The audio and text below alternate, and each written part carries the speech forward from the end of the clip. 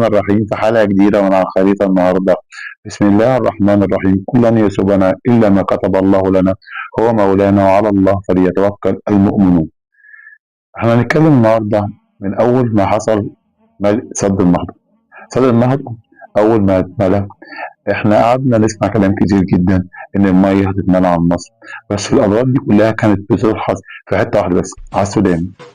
ليه؟ لأن أثيوبيا كانت بتملى السد باتجاه أحادي، مفيش أي شراكات.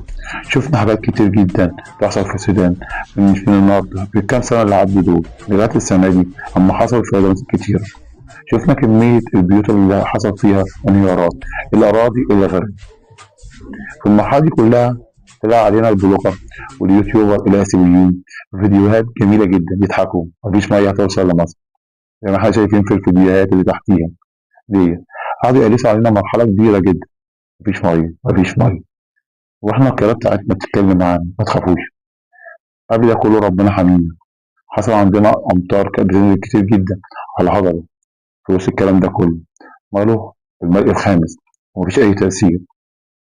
حصل كل دوت واليوتيوبر بيضحكوا برضه، مفيش مية مفيش مية، واحنا الحمد لله عايشين في أمان بسبب وجود ربنا معانا وسد العالي. المية من كترها زي ما انتم شايفين في الفيديوهات اللي تحت دي كمان، شايفين وصلت لأبعد حتة في مصر، الصحراء الغربية، قرب واحد باريس، أكتر من 300 كيلو من إيه؟ من السد العالي. فتحنا في التشكى، الخير كتير جدا جدا، مفيش حد هيقدر يقف قدام مصر عشان ربنا اللي حامينا. وعندنا قيادة واعية دايما بتقف مع إيه؟ مع الحق. ما سمعناش كلام أي حد بيضرنا أو بيوزنا على الشر. ليه؟